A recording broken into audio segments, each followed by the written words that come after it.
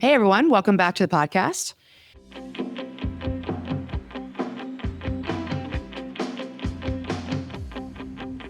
Today, we're talking about why we stay too long in relationships and situations that drain us. So I was noticing as I was taking my notes for this and just looking at the list of topics over the past month or so or longer, and what we're doing over the next several sessions. Many of these sessions. I said it again. I can't help it. It's my life. Sessions, podcast episodes. Many of these run into each other. You know, the topics, the subject matter bleeds one into the other. And there's a reason for that. And, you know, I have in my head a little bit of this voice, you know, in the past when I was really working very hard on my social media and sort of trying to get my name out there, telling my social media strategist, why is it not growing? Why is my Instagram account not growing? Why is TikTok not growing more? I think what I say is good. And she and other people have said to me, yeah, Anna, but you're not clickbaity. That's why it's not growing, because social media is clickbaity. It's for highlight reels. And you are a nuanced person. And I cannot, for the life of me, be clickbaity. And I don't mean that to be like a backhanded compliment to myself. I mean it. And I kind of wish I was more that way. You know, sometimes I'll do like 3 reasons why this and 5 tips for this or that. I do that every now and then. I don't do that every post. And it's sort of the podcast here is where I'm able to really get detailed with all of you in all of the nuanced conversations I have in my practice and with all of you in real life. There's going to be a little bit of overlap. And I think it's really important because this is where we all live.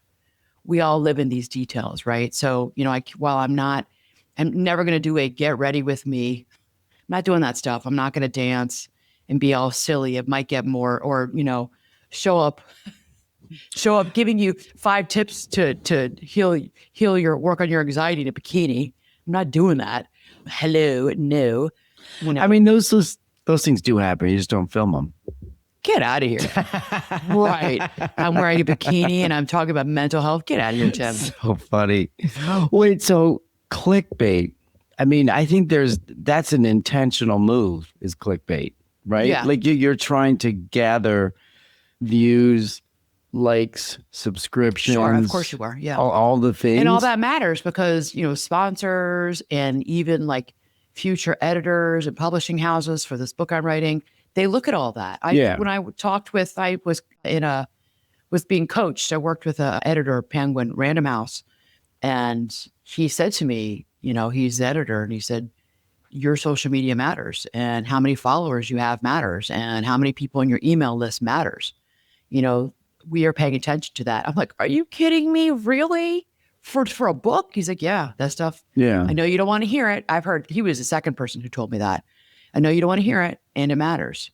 I'm like, geez. I mean, it's not as easy for me. I know you don't even do it. I mean, I'm not 25 or 30 years old. You know, it's not easy. And it's hard for me to be kind of like surfacey and shallow about mental health and coaching. Yeah. Like, that's just not me. I can't do that. So I love it because the podcast is where I can really get into the details of, you know, we've talked about resentment. Now we can go off on another sort of topic about resentment, which is what today's episode is.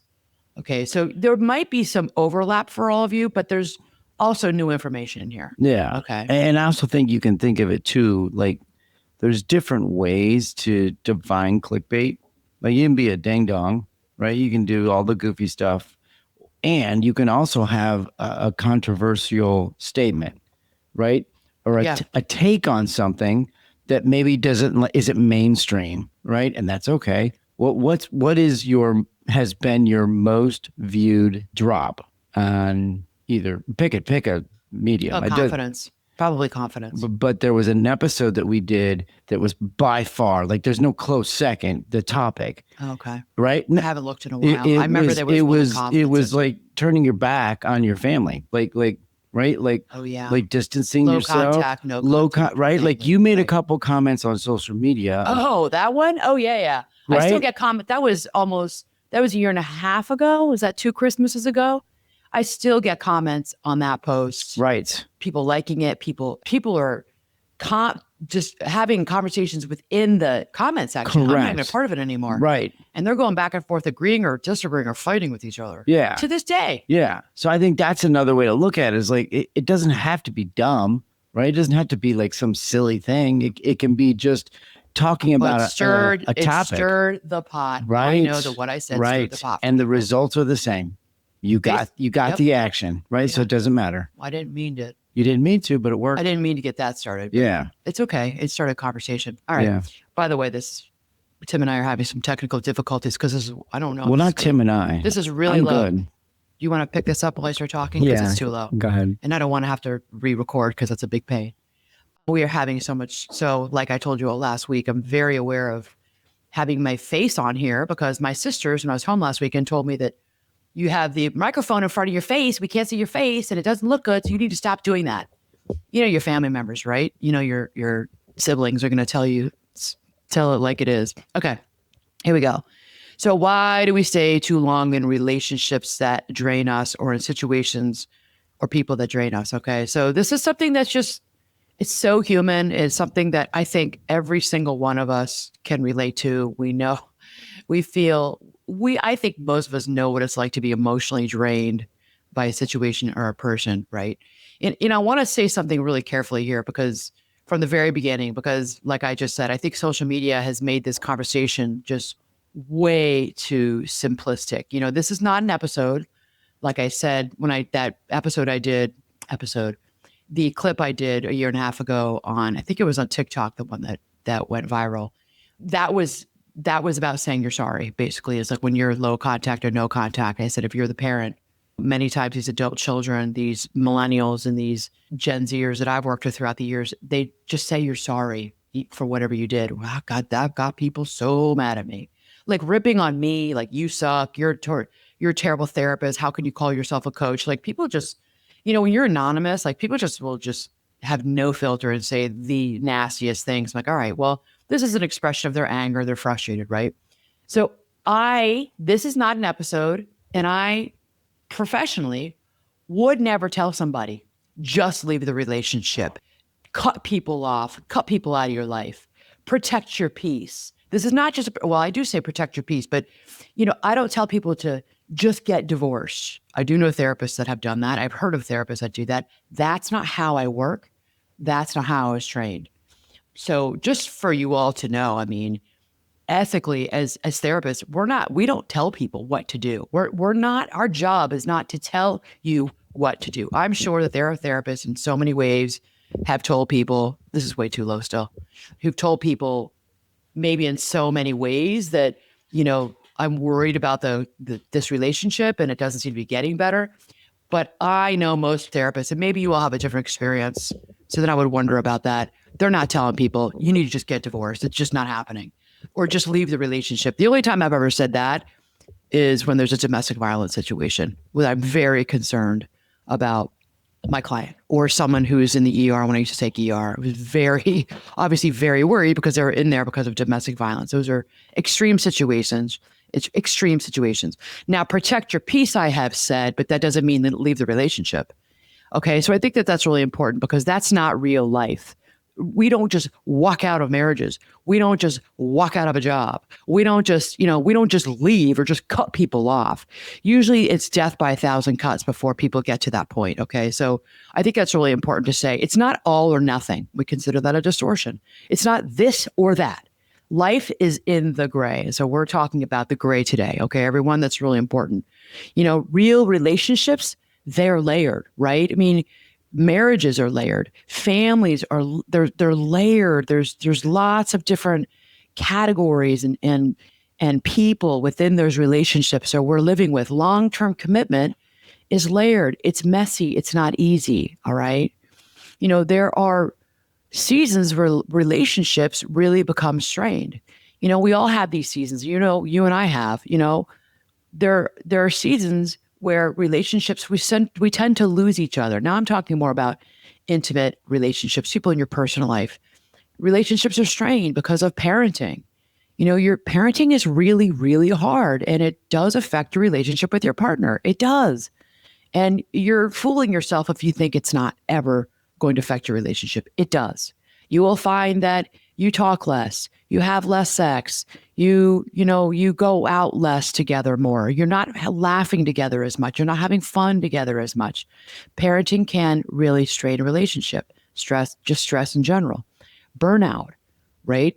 Caregiving. If you're caregiving a chronically ill child, a chronically ill, maybe you're caregiving, someone with a chronic disease, each other. Maybe you're in the sandwich generation where you're caregiving your parents.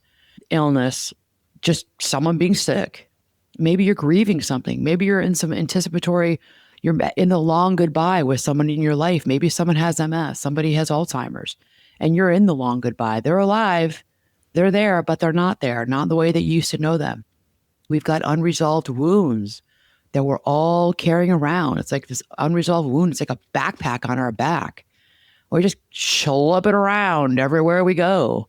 And sometimes we know it's there and sometimes we don't know it's there, but we're carrying around these unresolved wounds and emotional avoidance. We talked about emotional avoidance recently. You're just carrying that around. I'd rather avoid it than have to really face it and deal with it. Maybe you're in a major life transition. Your kids are all going off to college and you're really struggling with that. Retirement, empty nest syndrome. Maybe you're in this life transition of, someone dying. You name it. Maybe you're in a major life transition with changing your career at a really inopportune time for yourself, right? And maybe there's just disconnection over time with people in your life. Like you have gotten disconnected from this person, these people, and you know it. And you're still staying in it. So why is that? Why do you still stay in that, right? This episode today, it's not about impulsively leaving hard things. It's a conversation. They're thoughts, and it's a conversation. Yeah. I always caution people, against impulsivity. Well, wait, let's slow down. Let's talk about this. Let's really think about this. Let's feel through this. This is not about impulsively taking action. This is the one time I don't want you taking action, and when it's impulsive and it's not thoughtful. Yeah. Yeah. I think a challenge for a lot of us is that you said spending time in the gray area, right? It's not black or it's white. Spend time in gray. Right. Like, if you think about it, like in the world of business, that's the world you don't want to be in. I know. So it's like, I know you're going to say that. But I mean, think about the amount of time we spend at work. It's measured in days versus hours in our personal time. So it's a lopsided math problem to begin with, right? Yeah. And if we spend most of our time trying to avoid the gray, because the gray causes you to spin your wheels in a business mode, right? And then you try and jump into this black and white thing. I mean, that just is a tough thing to do. It just is. Okay, well, we'll get into it. Yeah. We'll talk more about it. You always bring the good perspective of the workplace into our conversation. So we'll talk about that. Like I said, this episode is really not about like impulsively leaving hard things in your life. Every single one of us has to do hard things, and that we don't want this to be impulsive. But it's about asking yourself, really asking yourself, what happens when you've been emotionally depleted for a long time?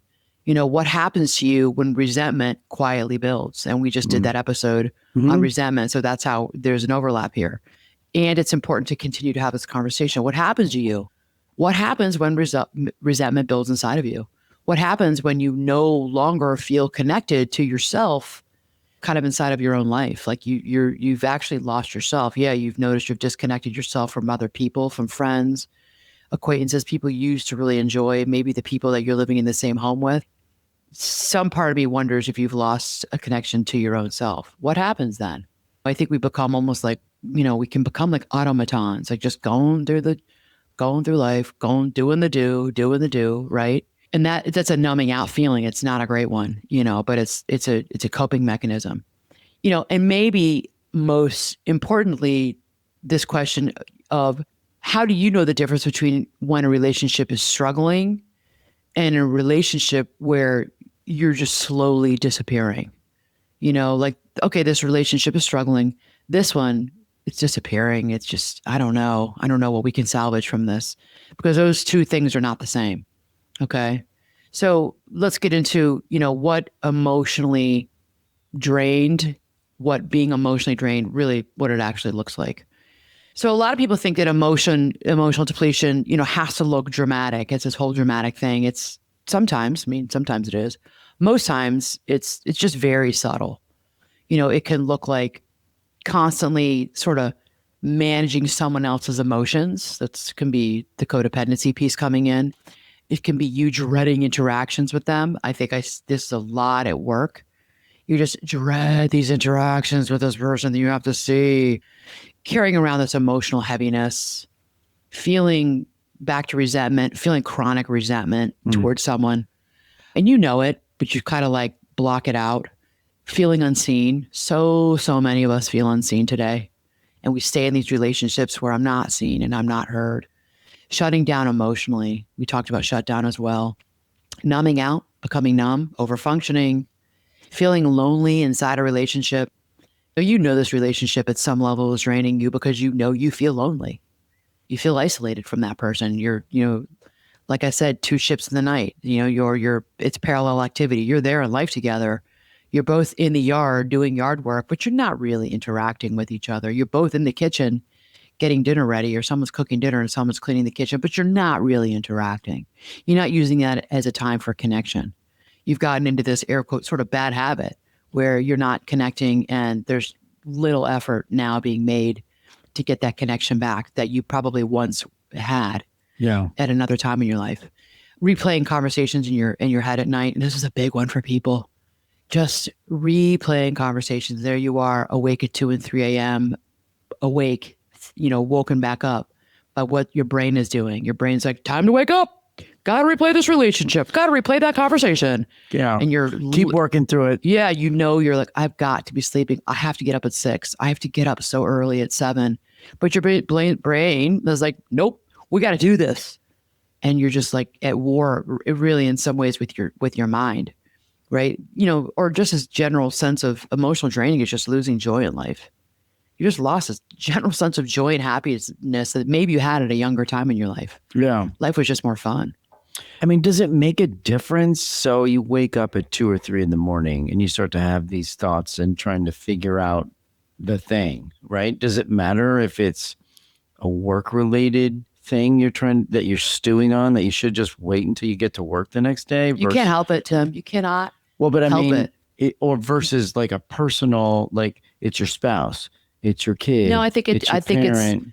it's that's why, these conversations, they're nuanced. They're different for each individual because I don't know that's what I need to get to know as your coach. Yeah. As your therapist, I need to understand that relationship better. I need to understand the details of it. Tell me why your boss, your manager is keeping you up at night. What is going on? What's this relationship? What's the history? And believe me, I have lots and lots of conversations with my clients about their bosses. Yeah. A lot of, and what is it that keeps them up at night? It's something that is said. It's not being respected. It's being overworked. It's not feeling seen at work. All the time I see this. Yeah. It's the manager, the CEO, the VP not having emotional intelligence and not knowing really how to manage their team. And one of the team members is my client. See this all the time. Right. It slowly drains your people. It does. I think then it goes into a conversation of just setting boundaries for yourself, where you just, when you're working, and you don't let that kind of guide you through the rest of your life. It's very hard to do. I think it's hard to do. Yeah, I know. But I don't think it's impossible to do. And this is what we work on. Yeah. Especially in both parts of my practice. I do this a lot in coaching. How to move out of waking up at 3 o'clock in the morning. And there are ways to move you out of it. There are ways. But yeah, it feels, in the beginning, it feels out of control. You feel powerless to like, why am I waking up? I went to bed and I was fine going to bed, but here I am at 3 a.m. Like I said, I have to get up. I don't want to be thinking about this, but something is bothering you. Yeah. But I think the intention, though, if it's somebody at work or a work situation, the intention probably comes from a place of frustration, anger, it's not resolved. Maybe resentment. You're nowhere near resolved. Right. You're in it. But I think if you're able to shut that door and say, all right, I'm going to work on all of that stuff and those relationships and those problems tomorrow when I go to work, I think that's one category. If you have another situation where it's a family member and you wake up, it comes from a place potentially of concern and love and care and all of those things, I think then it's like, okay, maybe it is okay to get up at 2 or 3 and like kind of work. I don't think so. No, I don't think so. I think it's still so freaking stressful You don't want to be awake at 3 a.m., whether it be work Yeah. or your personal life. I think the personal life is actually more heartbreaking and more stressful in a way, and it's different for everyone. Cause like I've got a current situation right now with something with a client's work where it's actually causing them quite a bit of stress with the job, which is all of a sudden morphed into being not the job that they were hired for and their boss. And this person's is really lacking in sleep because of the stress. So it's case by case basis. It's different. Yeah. But I think that so many high functioning people normalize everything that I just said for years and years and years. And especially women, what I see with my women clients, females, what do we tell ourselves? And there are guys who do this too. Oh, this is just marriage. This is my marriage. This is marriage, or we'll say every couple struggles. Well, every couple shouldn't. No, every couple doesn't struggle. And every couple doesn't struggle to this much a year and 2 years later. That's not true. Stop telling yourself that. That's not true. Or I'm just tired. No, this is beyond. And sometimes we need another person to come in to say, no, this is not normal, air quote normal. I'm just tired. It's not okay to be just this tired. No. We got to work on that. Yeah. Or I'm just in a stressful season. Well, your stressful season is spring, summer, fall, and winter. You're always in a stressful season. You never get out of it. Sounds like work. Yeah. You get out of the stressful Right. season. No. You're not just air quote, just in a stressful season. Yeah. That needs to change. And when I say that to clients, are like, really? That's your perspective? Yeah. Like, oh, I need you to think differently. That's not okay to just be this stressed out all the time. And look at you. You come to me because you're on that, they say to me, I said a client last week, she's like, I think I'm burnt out. She's like, I think I'm on the edge or something, like I'm getting to burnout. I'm like, no, you're there. She's like, really? You think I'm there? I'm like, yeah, you're have there. arrived already. You are burnt out. Let's Yeah. go through. Look at all the symptoms you just described to me. She's like, yeah, okay, I am. And for some reason, she had the stigma around saying that we're burnout. I'm like, no, you're there. You can call it whatever you want, but you're there. Let's work on it. I think that what drains us is sometimes we think to ourselves, maybe I'm expecting too much from my personal life, my professional life. So we just continue to be involved and engage in activities and conversations and people in situations that are slowly draining us because we think, well, it's me. Is it me? Am I the problem? I'm expecting too much, right? And to be fair, sometimes it is a season. I have to say that sometimes we are in a season of. I was actually having a conversation yesterday with someone about. I don't believe. Well, you probably have heard me. I'll say this on the podcast before. I don't believe that we're always in balance. I think that looking for life balance is sort of a sham. It's not really a thing because we're not always in balance. So if you have it and you have like the really nice, like I have my work hours and I have my really lovely time when I spend alone and I'm, getting up and I'm reading on social media. I was going to say read the paper. I'm aging myself by saying that, dating myself. Read the paper, have a cup of coffee, watch the news, get out, scroll on social media, maybe have some time for prayer, meditation. Then I go to work, I get my kids ready. Like wonderful, wonderful. And I think we do have times in our life when we work to getting it more balanced, but I don't think that we ought to be hard on ourselves when we find that we don't have balance. Because when you're trying new things in your life and you're taking on a new task, even when, let's say, I always think, of course, I'm going to go back to sport or the entrepreneurial space, when you're taking on a new business, you're adding more into your business, or you've taken on a new role at work, or you're training for a marathon, or you're training for a sprint triathlon, you're not going to have balance because all of a sudden you've added in, let's say you've added in a sprint triathlon. Well, now you got to go to a pool and you have to swim more frequently than you were. You probably should join a group. That's going to take more time out of your day. So your life's not balanced because normally you're home on Tuesday nights at 6. Instead you're like, go, go, go, go, go. You're trying to get the kids dinner and then you have your husband or your wife or your partner watch the kids because you got to go to run club because you got to run or you got to get on the treadmill. And you don't normally do that Tuesdays at 6 p.m., but you got to get on the treadmill and you got to put in 2 miles. So you don't have balance, but that's because you're doing great things. You have a really wonderful goal that you set for yourself. And then in that season, you don't have balance. So I do think we ought to stop saying that life is we always should be striving for life balance because we're not. And I don't think that ought to be a goal. Well, it's not possible. I think part of it is the system, right? Like in the United States, we've created this world where there's we are the boundary has between work and life. That line has faded away. it's the Italians. It's been erased. My family members in Italy. I mean, they've got it, man. They got it figured out. Yeah. Other parts of the world, you all have it figured out. We do not. We work like dogs, and we have this work ethic that I think has gone too far. You're right. Yeah. I'm thinking about, I think that they probably do have a little bit more. So I'll speak for the Americans, United States, maybe Canada, North America, about how we don't have balance. I think there are other parts of the world who have done a much better job Totally. of trying to look for balance of family time and around meals and social and fun and relaxation. They've done a better job. We're not as good at that. I think that, and there's judgment around that too. There's a lot of judgment. And I think it's fair. I think we have to give a shout out to the millennials and to the Gen Zers for they recognize that that's a thing. Yes, right? You're right. So we need to give them a shout out because like we rip on that we and whoever but like there's a lot the of Gen X and the baby boomers. Yeah, there's a lot of criticism for those generations for a variety of different things. This is one thing because you don't want to work that hard. You should see what it was like for me. You need to, I worked, I did this, I did that. It's the same thing that we heard from our parents. Correct. Yeah. They don't want to work that hard. They're kind of lazy. Well, I don't know that they don't want to work that hard, and I don't know that they're lazy. That is again another conversation. That's a completely different topic. But I have heard this. But I think for this conversation, we need to give them props because they have identified that the balance is not the balance; it's imbalanced. Yeah. Right. Yeah. And what can we do to right that ship and make that teeter-totter a little bit more equal? And I think that they've identified it, and hopefully people are starting to listen to that. Right. Yeah. Yeah.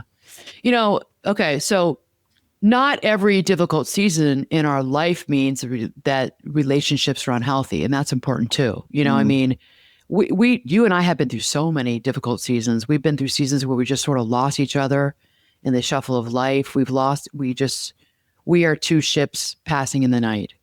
We've had many seasons like that. And then we come out of it and then we go back in, especially when we were, had younger kids here at home.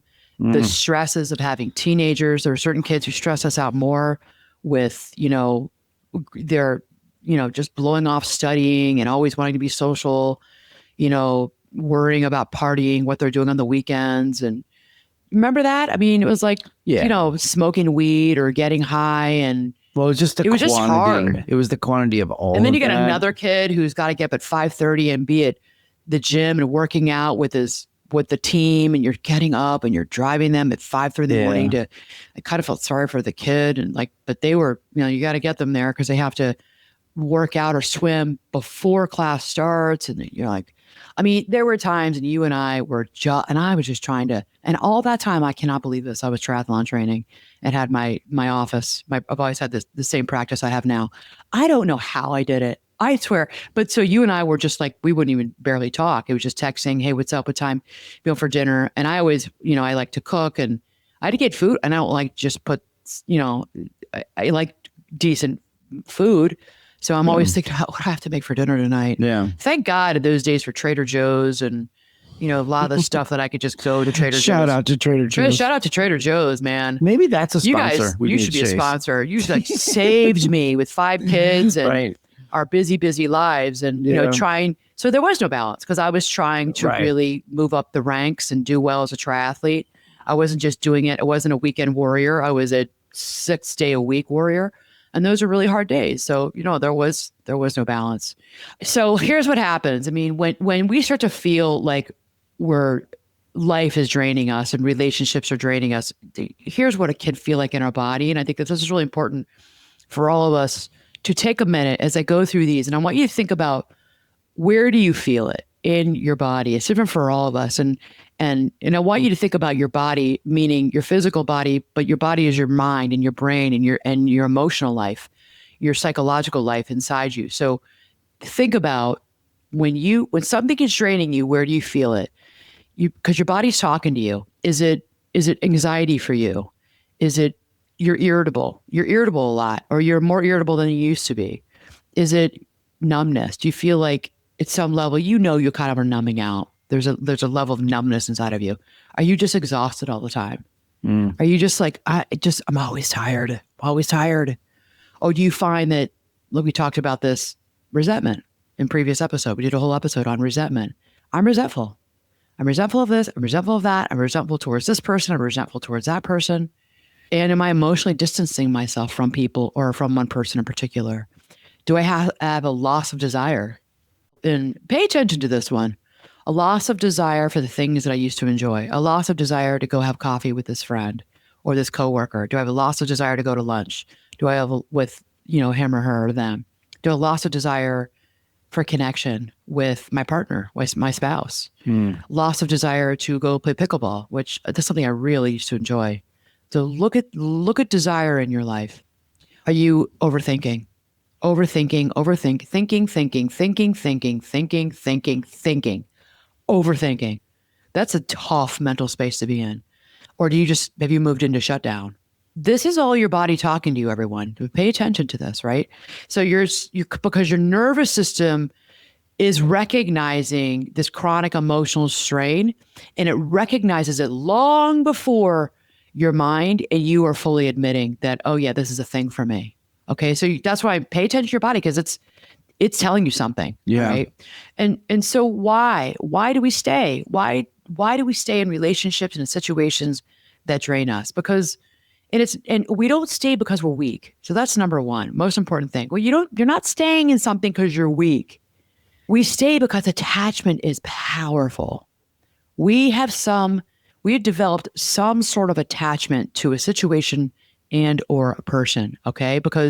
So why do people stay? We love our families. We made vows. We're loyal. We're hopeful.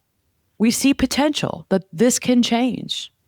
We fear hurting other people, or we fear that we're going to regret this.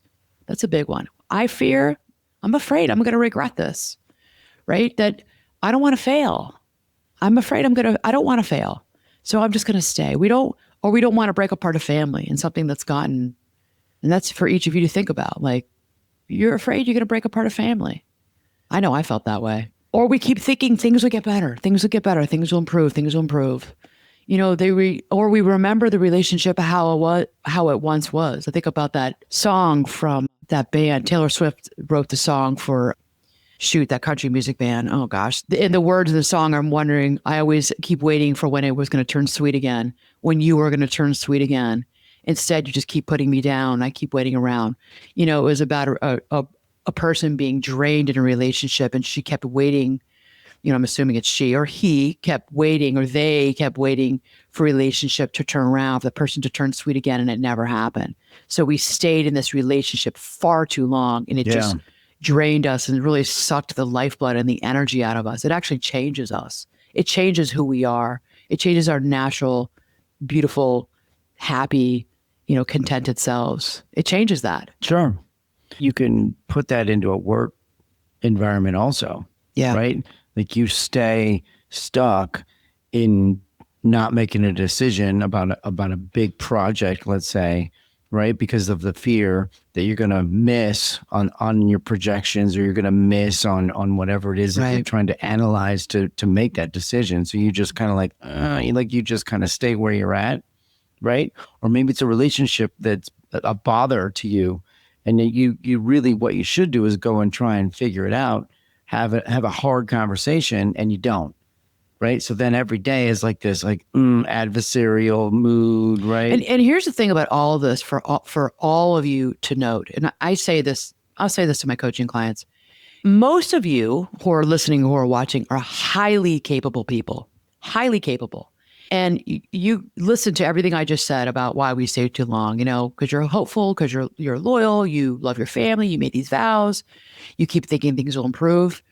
And what I think you don't realize is that, when I talk about sport and I talk about endurance and I talk about, people say I couldn't run a marathon. I'm like, yeah, you could. You could totally run a marathon.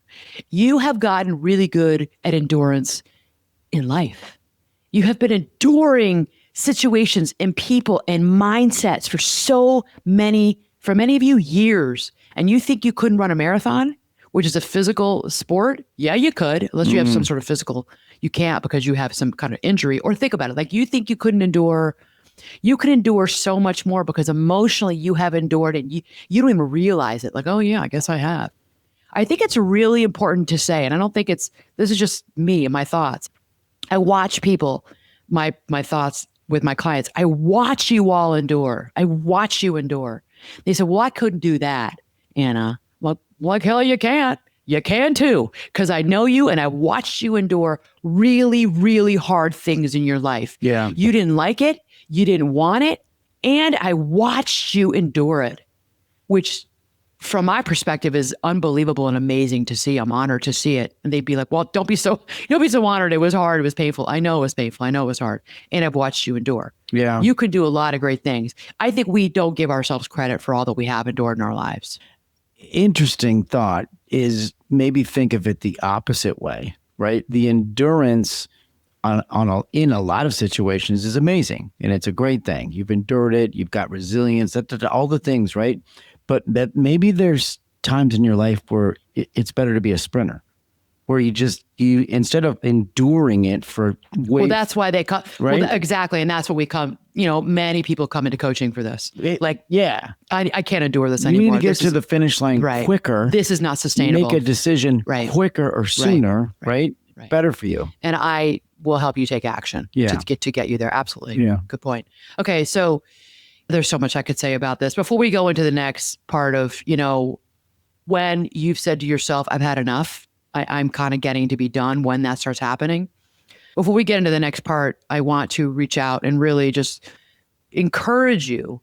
This is your call to action, everyone. If you have been thinking about coaching, if you've been thinking about, I need help, I need changes in my life, I don't know how to do it on my own, reach out to me, hello@annamarcolin.com. No matter where you are in the world, I can coach you. I have clients all over the world. Okay. We figure out the time and we do that. Okay. So don't think that, oh, this time difference is, I can't reach out because she's in America. She's in, no. We always work it out. I've got clients everywhere. Okay. So we'll figure that out. Don't let that keep you from reaching out to me. Okay. If you know you need help with something, get on a call with me. Let's meet and let's see if I would be a good fit for you. And let's see if you're coachable, because I think coachability is a really important piece here. But don't let that keep you from getting on a call. Let's have a conversation, okay? And if you're in the state of Illinois, I'm only licensed in Illinois for therapy. Reach out to me for therapy. And those slots are more limited. I don't have many right now, but I don't have none. I have like one or two. I think I have one or two slots open for therapy. So if you're in Illinois and you're looking for a therapist or a new therapist, email me. You can find everything in the show notes too. And we can get on a call for therapy as well. Okay. But no matter where you are in the world, if you are looking for a coach and you know what, I need something that's like a little bit of therapy, but a lot of coaching, I'm your girl. Okay. All right. We're talking about why we stay in these relationships or these situations when we are just drained, right? What happens? Like what happens to us? We get to the point where like, I'm done. What starts happening when we start to make those decisions for ourselves? Because I think most people, we don't wake up one day, suddenly go, I'm finished. This is over. No. That almost, can I say the absolute never? That really never happens. It happens slowly. I think it happens quietly over time. There's a lot going on internally before it's going on. You see the external behavioral. There's a lot that's building up inside of us.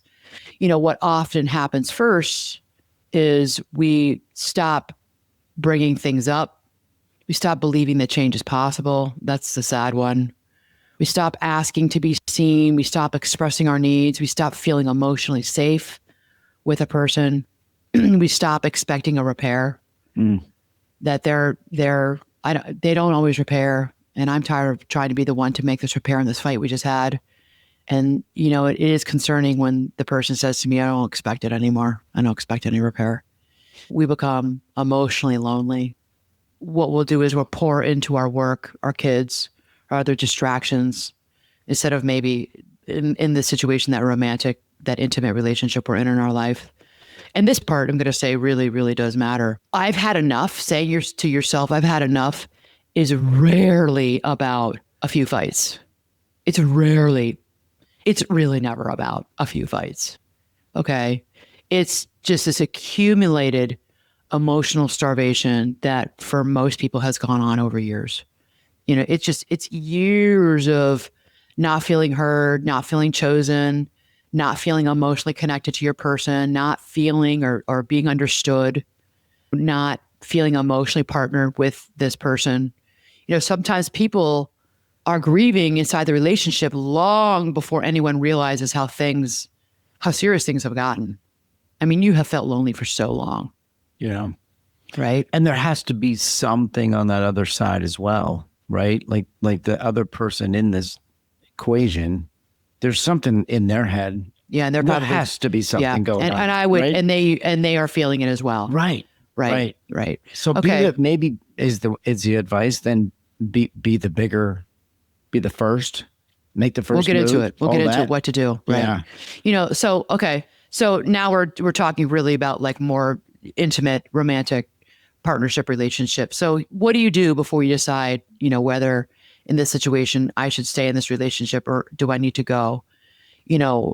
I think this is the mature conversation that people need to have, and the one, Tim, that people are not having. Yeah. Before you say, should I leave this relationship? There's a lot of other questions that I would ask you. There's a lot of other questions and I want you to ask us of yourself in your relationship, in the context of your relationship. Ask yourself, can we speak honestly with one another?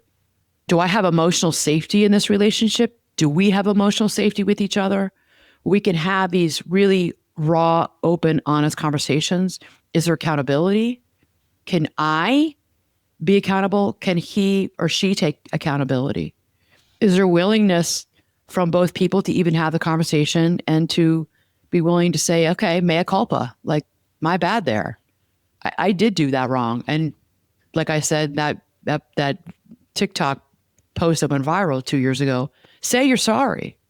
That's at the end of the whole 10-minute post is about. At the end of say you're sorry. People have ego and defensiveness. Say you're sorry.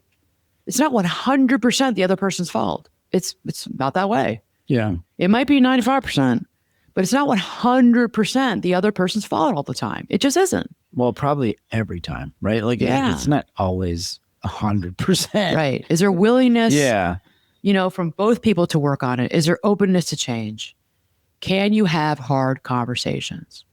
Have you developed that in your relationship? Can you have hard conversations? Is there a mutual effort? Is someone feel like they're always doing the heavy lifting?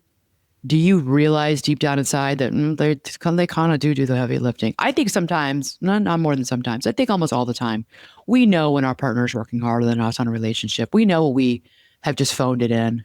We know when we're phoning it in. Now, there are times in your relationship where somebody does need to do more of the heavy lifting because maybe you're ill, or maybe you're taking care of an ill parent.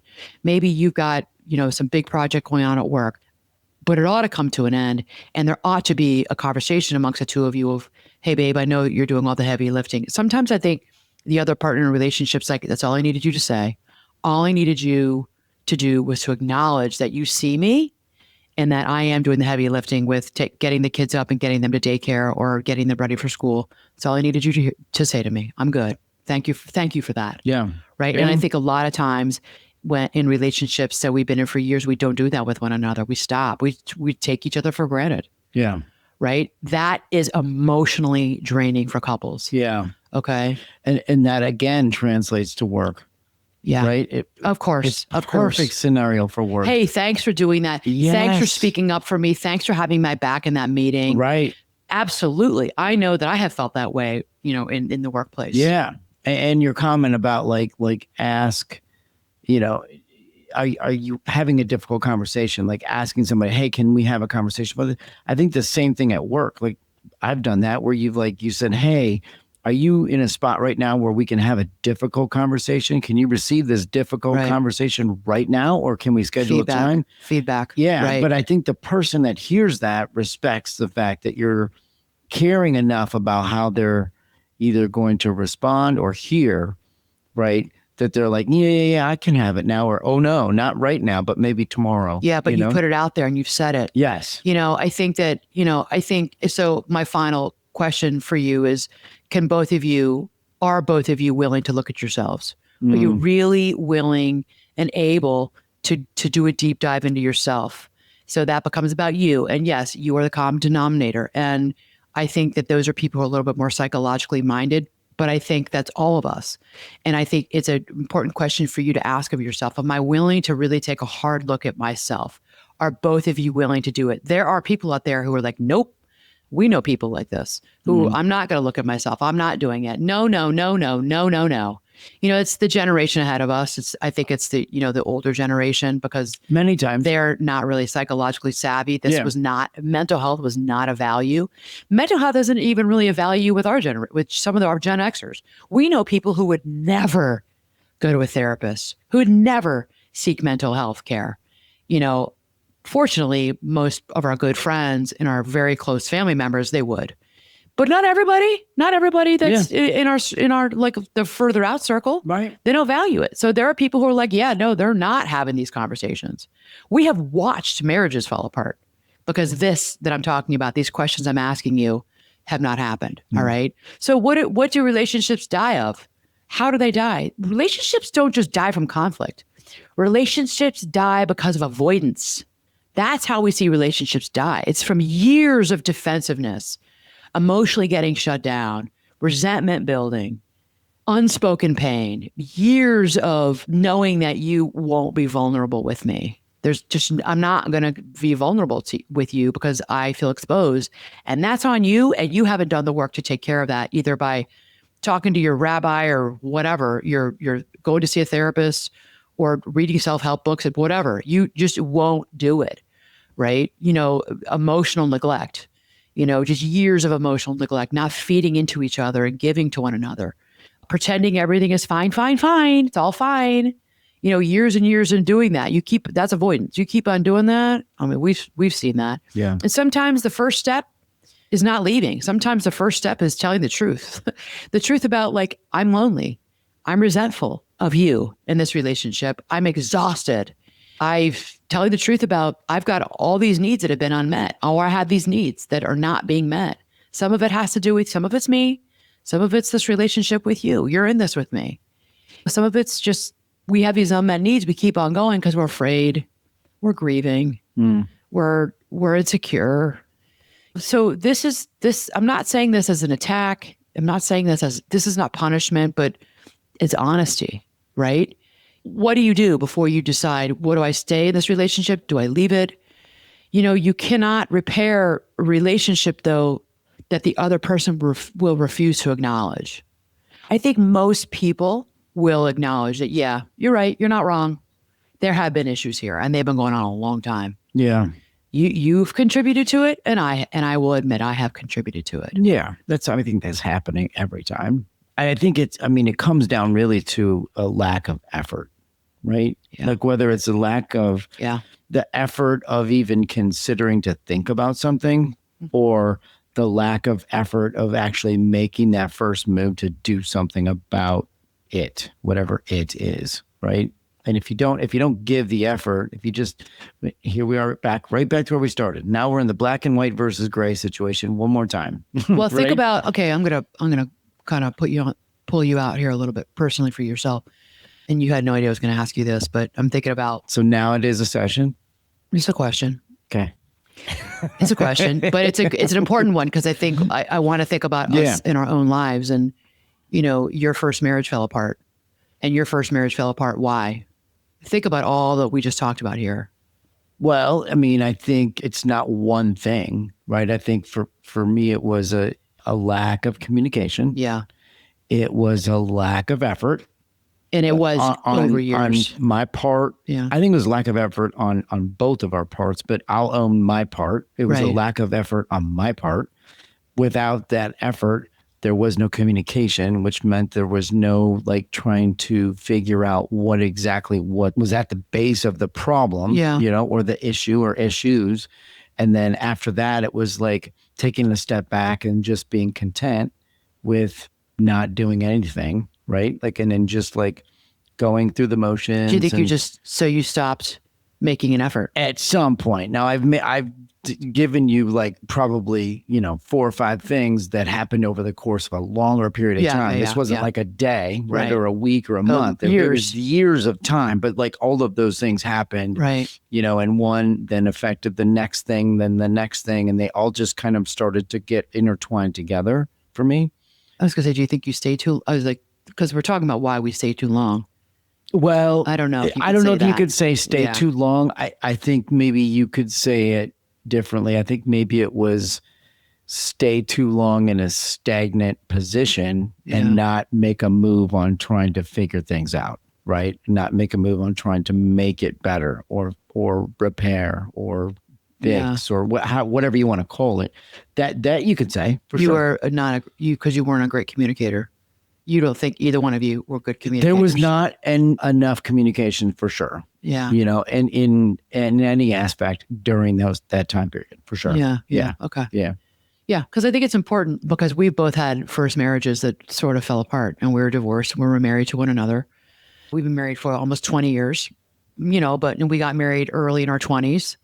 And there's so much that I think we are in this episode. You know what I mean? We are a part of this. Sure. We've lived this, right? Right. And I think that, I'm going into the next part with talking with all of you about the part that we each have to own, and that's why I'm asking that question. And oh my gosh, I own so much about the demise of my first marriage. And I think both of us would agree. We're married this many years. We'll be married until we die. We're happily married. But I think we would also say we would not choose to be divorced, and we would not, you know what I mean? Like I've said that, like, I love you very much, and I would choose to not have gotten divorced the first time. I would have chosen for my first marriage to be successful and still be married today. Of course. That's the ideal, right? Yeah. The heartache that it caused, the heartbreak, the fallout was terrible. Is terrible. Big. Yeah. I don't think I've talked about that very much here in the podcast. We will get into it in the future. I know I've sort of put that out there, but we will talk about it because it's a part of a bigger story. But yeah, like I have to own the parts of me that was young and immature and probably wasn't emotionally, maturationally really ready to be married and be a wife at 24 years old for me. And then didn't have the skills.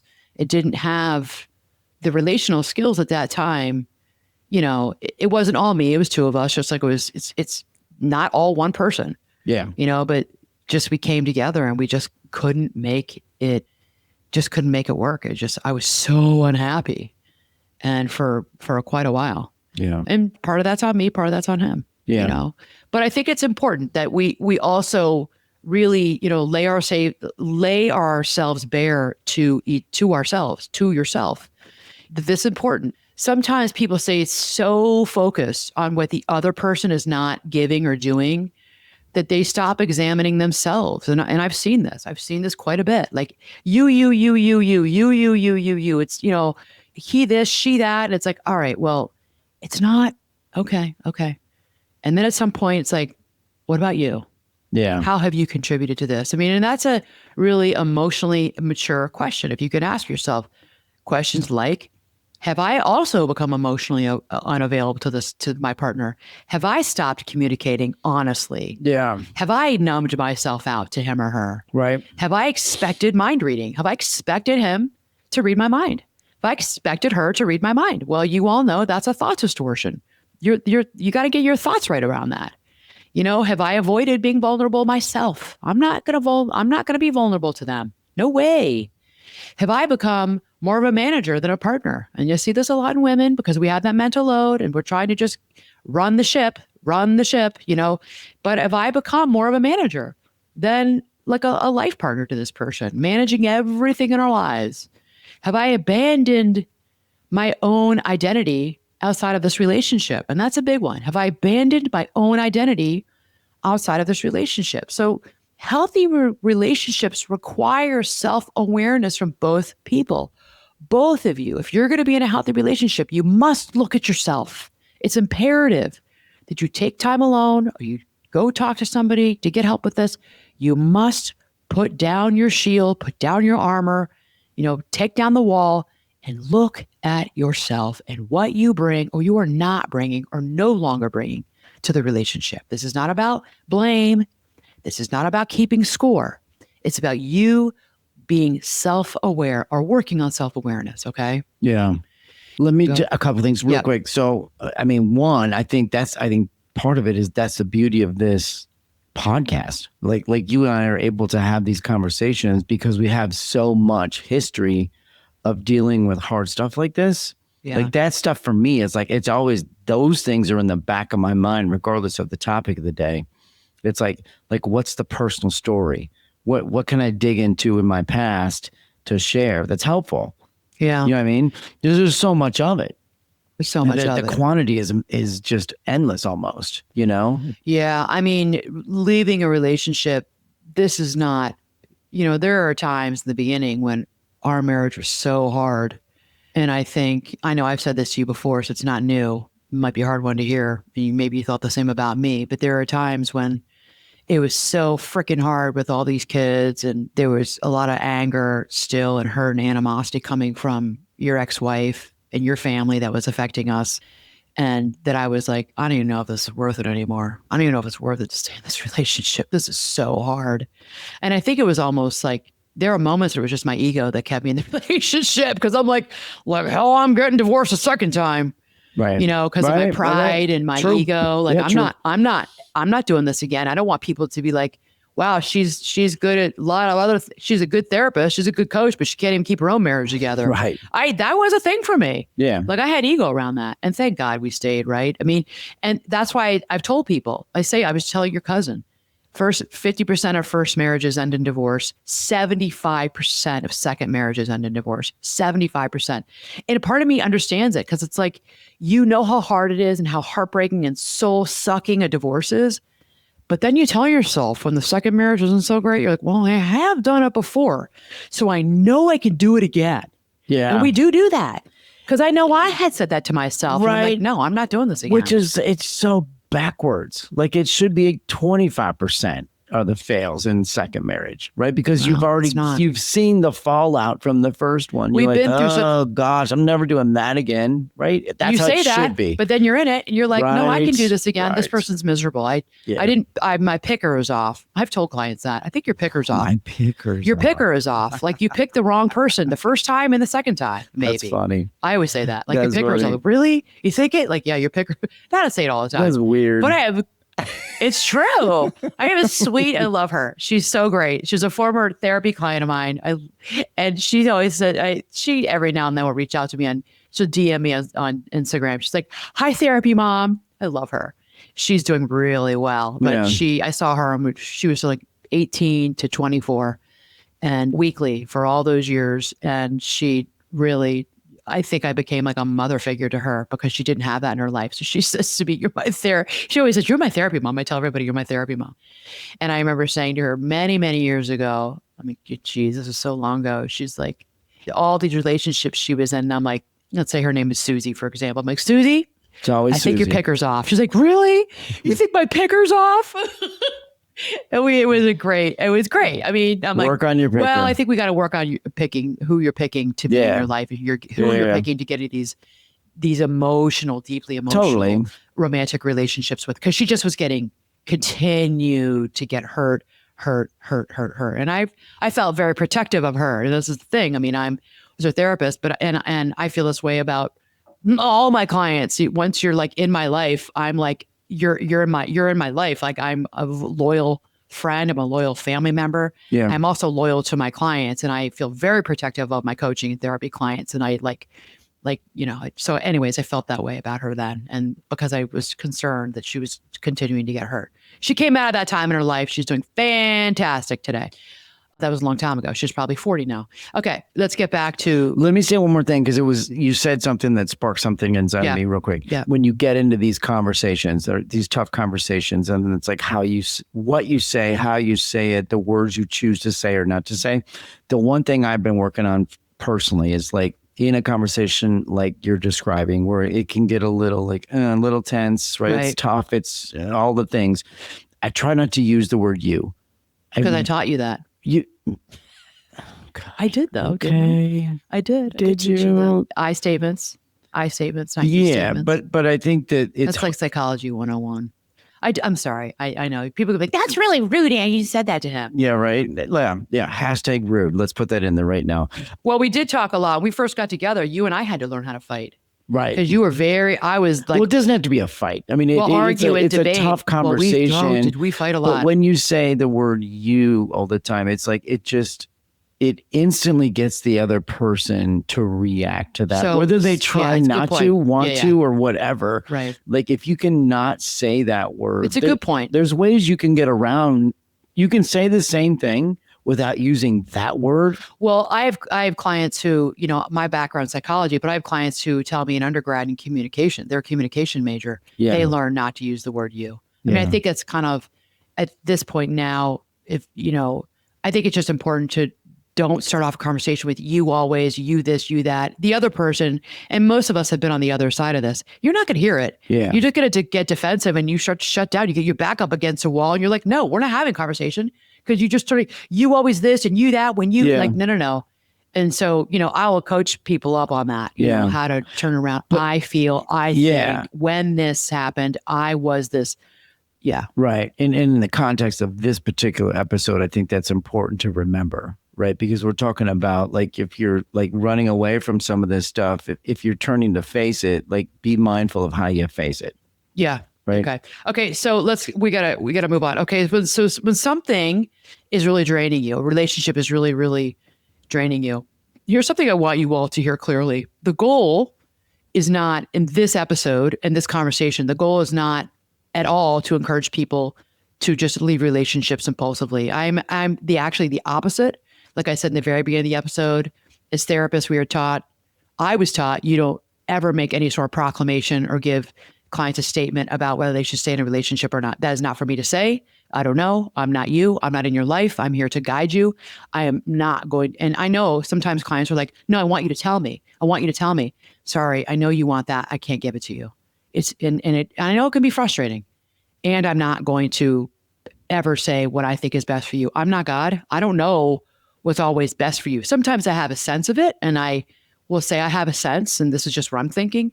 And I don't know definitively for you because I think that you don't step into that place. The goal is to help people stop abandoning themselves inside relationships. So that could stop abandoning yourself inside this relationship. Let's work on you and let's work on you in the context of the relationship. Let's get you working, or let me send you to somebody who can help you work in the relationship. I'm always sending people to couples therapy. I don't do it anymore. And if you start off with me as an individual therapy client, I'm not going to be your couples therapist. It's a conflict of interest, right? Because I have an alignment to you. So I send people to a couples therapist. If I'm coaching you, I'm also going to recommend you need to go to therapy with your spouse, your partner. You need to work on this. Okay. So the goal is to get you to stop abandoning yourself and work on the relationship. Yeah.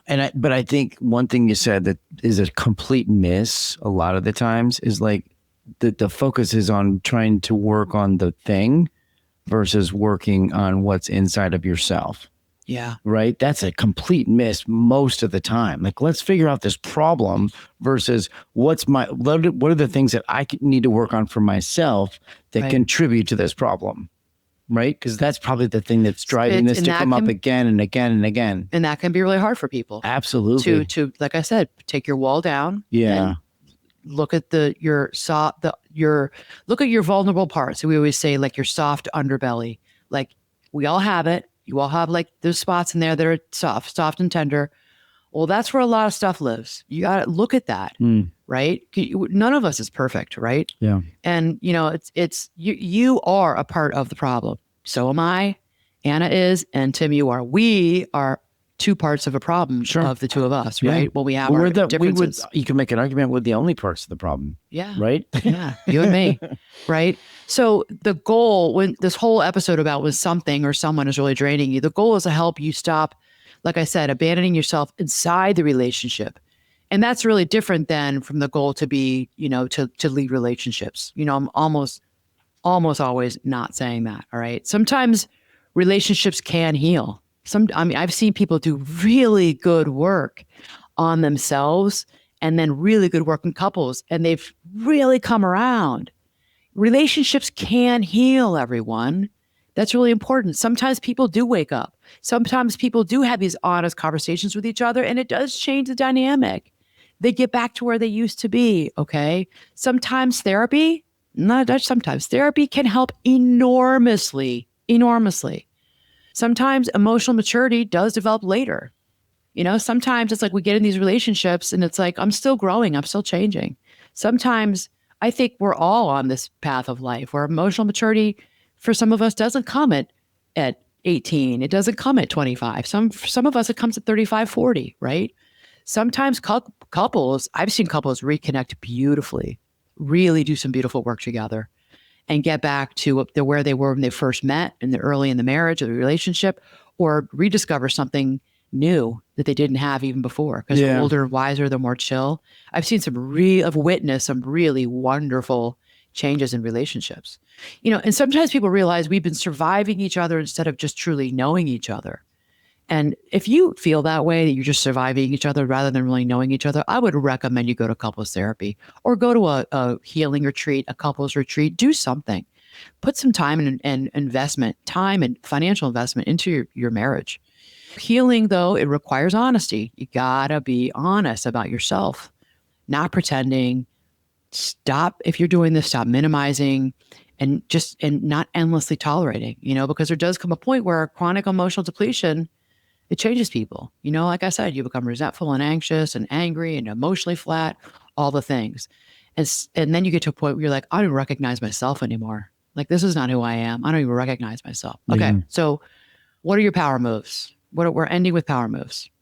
Number one, I want you to stop asking yourself, how much can I tolerate in this relationship or this situation? Instead, I want you to ask yourself, what is this costing me emotionally? That's the question. That's the move. What is this costing me emotionally? Your next power move, I want you to start paying attention to your body. Okay. Where is it in your body? This is your nervous system. Your nervous system keeps a score. Bessel van der Kolk's very well-known book, The Body Keeps a Score. This is what this is all about. That's from a trauma lens. But I want you to think about your nervous system. It is keeping record. I want you to notice when you feel dread and where you feel in your body. When you notice shutdown, what's that like for you? Where do you feel it? When you feel resentful, where is that? Is it in your chest? Is it in your stomach? You feel your stomach tightening? Do you feel your shoulders, your arms? Emotional numbness, hypervigilance, exhaustion. Where do you feel that? Okay. The body often speaks up. I've talked about this here in the podcast before. The body often or will speak up before your mind catches up to it. The body's going to be the first to let you know.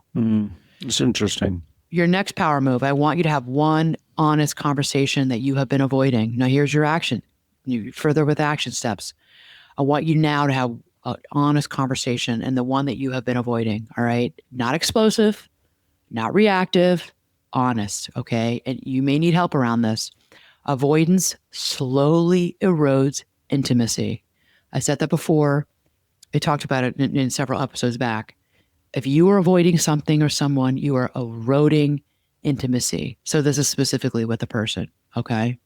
You need to know that. Power move number 4. I want you to ask yourself, am I abandoning myself just to preserve this relationship? Because I got to keep this relationship. Am I abandoning myself? Okay. That question changes people. And you have to answer it. Only you can answer for yourself. Am I abandoning myself? Have I lost myself to this relationship? Okay. If you say yes, then you're going to go in one direction. No, that's another. All right. So, in closing this episode, relationships, they're complicated. It's not black or white. Leave the relationship, stay in the relationship. For each of you, this is where the nuance comes in. For each of you listening and watching, it's different. Okay. Commitment is complicated. Marriage is complicated. People are complicated. We are complicated, right? And there's wisdom in not making impulsive decisions during these hard seasons in our lives, all right? So bring in your wisdom. Don't make impulsive decisions during a hard season in your life. Get help with it. Hire somebody to help you, okay? Like I say this all the time on here, I don't know where I would be without my therapist, without my coaches in my life, looking at my life from an objective viewpoint and helping me guide me on my way. They have been invaluable to me, okay? So get these people in your life if you don't have them in there, all right? There's also wisdom in telling the truth when something has been draining your spirit for so long. So tell the truth. Stop avoiding. When something has really been draining you, I want you to be honest with yourself. That is also wisdom. Okay. So you are allowed to acknowledge that you're lonely. You're allowed to acknowledge that I'm angry, I'm resentful. You're allowed to admit when you are emotionally exhausted by a relationship, by another person, by yourself. I'm exhausted here. And sometimes healing begins not when someone leaves a relationship. Sometimes healing begins when they finally stop pretending that everything feels okay. It's not okay. Now you started the healing process when you both say, you know what, we're not good. We have lost ourselves. We've lost I'm mad at you and you're mad at me. Okay, there you go. That's the first step to acknowledgement. So what are we going to do? We're going to get help. We're going to bring somebody else into this, and we're going to share our lives with another person because we can't do it on our own. And to me, well, it does matter who it is. As I say, it doesn't matter who it is. If you're going to go see your pastor, make sure your pastor has some sort of degree in psychology, preferably an advanced degree. Go see your rabbi, go see a spiritual guru, but make sure they have the credentials to treat you. Go see a licensed mental health person is what I would prefer for you. Somebody who's trained in couples therapy. Right. Go see someone. Why would you not? They have all this knowledge and hopefully they have the wisdom. They're master's level people. They know more than you and they can help you. Okay. So I hope that this episode was helpful. I think that, we often stay too long in situations and relationships that drain us, but it doesn't mean the answer is to leave the relationship. You've stayed too long in how it is right now. So let's get you out of staying too long and where it is right now, which is dysfunctional. And let's move you into more of a functional, happy, contented relationship. And usually what I'm speaking of when I speak of examples is intimate relationships also can be, and you do a good job of talking about professional relationships, work relationships. Okay. Get help with it. Yeah. Okay. Makes sense. Seek consultation. Yeah. Okay. Hope everyone that it was helpful for you. As always, don't forget to subscribe, rate, and review the podcast 5 stars and leave comments. I love your comments. I read every single one of them. Okay. Until next time, mad love.